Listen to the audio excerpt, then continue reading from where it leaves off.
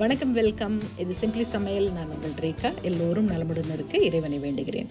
தீபாவளினாலே புது துணி, பட்டாசு, இனிப்பு வகைகள் இது மட்டும் இல்லைங்க. நீங்கள் நான்வெஜ் சாப்பிட்ற வீடுகளில் பார்த்தீங்கன்னா இந்த தீபாவளி கறிக்குழம்பு அப்படிங்கிறது ரொம்ப ரொம்ப ரொம்ப ஸ்பெஷல். சப்போஸ் ஒரு வருஷம் தீபாவளி அமாவாசையில் வந்துருச்சுன்னு வைங்களேன், அவ்வளோதான். என்னது தீபாவளிக்கு கறிக்குழம்பு கிடையாதா அப்படின்னு ஷாக்காரவங்க பல பேர் இருப்பாங்க. நீங்களும் அதில் ஒரு ஆள்னா கமெண்ட்டில் உங்கள் பேர் எந்த ஊருன்னு சொல்லுங்கள். நீ என் இனமடா அப்படின்னு சொல்லி நம்ம ஹைஃபை கொடுத்துக்கலாம். வாங்க, இன்றைக்கி சூப்பரான தீபாவளி மட்டன் குழம்பு இந்த மாதிரி செஞ்சு பாருங்கள். இட்லி தோசையில் சும்மா ஊற்றி சாப்பிட அட்டகாசமாக இருக்கும். நம்ம சேனலை புதுசாக பார்க்குறவங்க சேனல் பிடிச்சிருந்ததுன்னா மறக்காமல் சப்ஸ்கிரைப் பண்ணிக்கோங்க. பெல் ஐக்கான் கிளிக் பண்ணிவிடுங்க. ஆல் பட்டனும் ப்ரெஸ் பண்ண மறந்துடாதீங்க. வாங்க கிச்சன் போகலாம். ப்ரெஷர் குக்கர் வச்சுக்கோங்க. 3 டேபிள் ஸ்பூன் எண்ணெய் ஊற்றிக்கோங்க. 3 பெரிய வெங்காயம் பொடியாக கட் பண்ணி சேர்த்துருக்கேன். கூடவே கொஞ்சம் கருவேப்பிலை சேர்த்து நல்லா பொன்னிறமாக வதக்கிக்கலாம். என்னடா இதில் தாளிப்புக்கு நான் எதுவுமே போடலை, ஏன்னா நம்ம யூஸ் பண்ண போகிறது இந்த குழம்புக்கு நம்மளுடைய செந்தூர் காரைக்குடி குழம்பு மிளகாய்த்தூள். ஸோ அதில் எல்லாமே இருக்குது.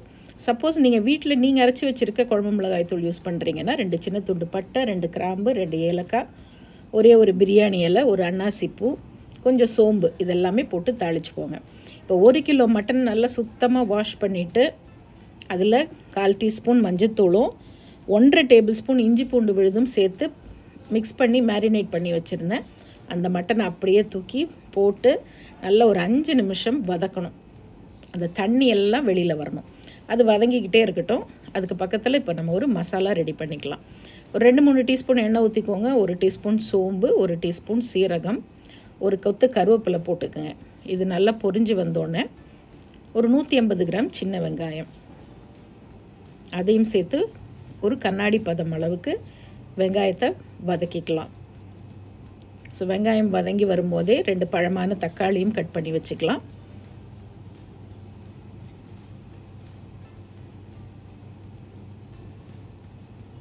வெங்காயம் கொஞ்சம் வதங்கி வந்தோடனே ஒரு தக்காளி போட்டுக்கோங்க. ஒரு 1/2 டீஸ்பூன் உப்பும் சேர்த்துக்கலாம். அப்போ இந்த தக்காளி வெங்காயம்லாம் சட்டுன்னு வதங்கி வந்துடும். தக்காளி சேர்த்துட்டு கொஞ்சமாக கொத்தமல்லி, அந்த கொத்தமல்லியோட தண்டை சேர்த்துக்கோங்க. அரைக்கும் போது நல்ல வாசனையாக இருக்கும். இப்போ நல்லா வதங்கி வந்துருச்சு. இதில் ஒரு 4லேருந்து 5 முந்திரி சேர்க்குறேன். உங்களுக்கு தேங்காய் போட்டு செய்கிறது பிடிக்கும்னா நீங்கள் தேங்காவும் ஒரு 4-5 டேபிள் ஸ்பூன் தேங்காய் கூட சேர்த்து வதக்கிக்கலாம். அது உங்கள் விருப்பம். நான் இன்றைக்கி தேங்காய் போடலை. இப்போ எல்லாத்தையும் சேர்த்து நல்லா வதக்கி விட்டுடுங்க. நல்ல ஒரு 2 டேபிள் ஸ்பூன் நம்மளுடைய செந்தூர் காரைக்குடி குழம்புத்தூள். ஸோ அதையும் சேர்த்து அப்படியே ஒரு வதக்கிட்டு ஃப்ளேமை ஆஃப் பண்ணிவிடுங்க. இப்படி வதக்கிட்டு அரைக்கும் போது குழம்பு நல்லா திக்காகவும் கொஞ்சம் நிறைய குழம்பும் உங்களுக்கு கிடைக்கும். அவ்வளோதான். இது ஆறினோன்னே மிக்சியில் போட்டு அரைச்சிக்கலாம். நீங்கள் ஆட்டுக்கல்லில் அரைச்சிங்கன்னா இன்னும் குழம்பு செம்ம டேஸ்ட்டாக இருக்கும். கமகமன்னு சாம்பார்லேருந்து மொறுன்னு ஃபிஷ் ஃப்ரை வர செந்தூர் மசாலா அரைக்க நாங்க, சமைக்க நீங்க. மட்டன் நல்லா வதங்கிடுச்சு. உள்ளே இருக்க தண்ணி எல்லாம் வந்துருச்சு. மட்டனே எவ்வளோ தண்ணி விட்டுருக்குன்னு பாருங்கள். இப்போ நான் 1 டீஸ்பூன் செந்தூர் தனி மிளகாய்த்தூள் இதில் சேர்க்குறேன். ஏன்னா நம்மளுடைய குழம்பு மிளகாய்த்தூள் ரொம்ப ஸ்பைஸியாக இருக்காது, மீடியம் ஸ்பைஸியாக தான் இருக்கும். அதையும் சேர்த்து இந்த மட்டனோடு நல்லா வதக்கி விடுவோம்.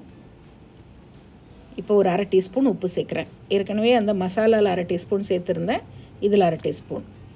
இப்போ நல்லா வதங்கி வந்துருச்சு. இப்போ நம்ம அரைச்ச அந்த மசாலாவையும் உள்ளே சேர்த்துடலாம். இதையும் ஒரு 2 நிமிஷம் இந்த மட்டன் கூட சேர்த்து வதக்கி விடுங்க. நல்ல ஸ்பைஸியாக சாப்பிடணும் அப்படிங்கிறவங்க இன்னும் 1 டீஸ்பூன் கூட நீங்கள் தனி மிளகாய்த்தூள் ஆட் பண்ணிக்கலாம். இந்த கார லெவல் மட்டும் உங்கள் விருப்பத்துக்கு தகுந்த மாதிரி நீங்கள் அட்ஜஸ்ட் பண்ணிக்கோங்க. அதே மாதிரி குழம்பு என்ன திக்னஸில் இருக்கணும். சில பேருக்கு இட்லி தோசைக்கு சாப்பிடும்போது மட்டன் குழம்பு கொஞ்சம் மட்டன் தண்ணி குழம்புன்னு சொல்லுவாங்க. அந்த மாதிரி கொஞ்சம் தண்ணியாக வைப்பாங்க.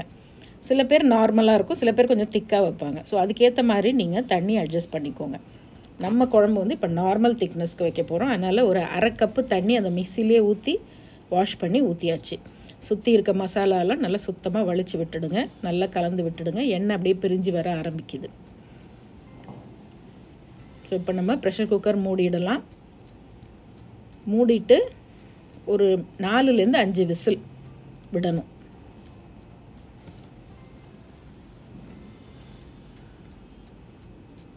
நல்லா அந்த எண்ணெய் பிரிஞ்சு வர ஆரம்பிக்கும் போது நீங்கள் ப்ரெஷர் குக்கர் மூடி போட்டு மூடிடலாம்.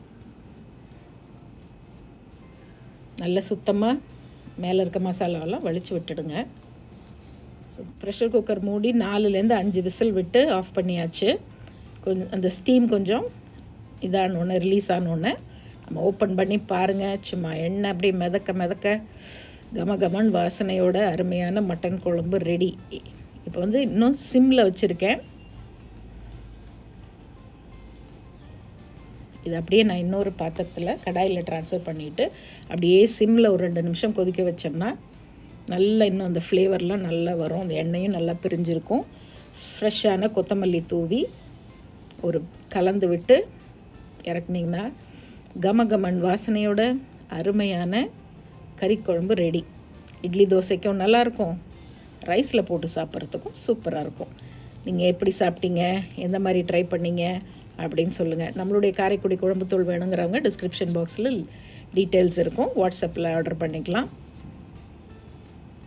இன்னொரு ஃபேண்டாஸ்டிக் ரெசிபியோட மறுபடியும் பார்ப்போம். அனைவருக்கும் மனம் நிறைந்த தீபாவளி நல்வாழ்த்துக்கள். தீபாவளி எல்லோரும் சிறப்பாக கொண்டாடுங்க, சேஃபாக கொண்டாடுங்க. Take care, by.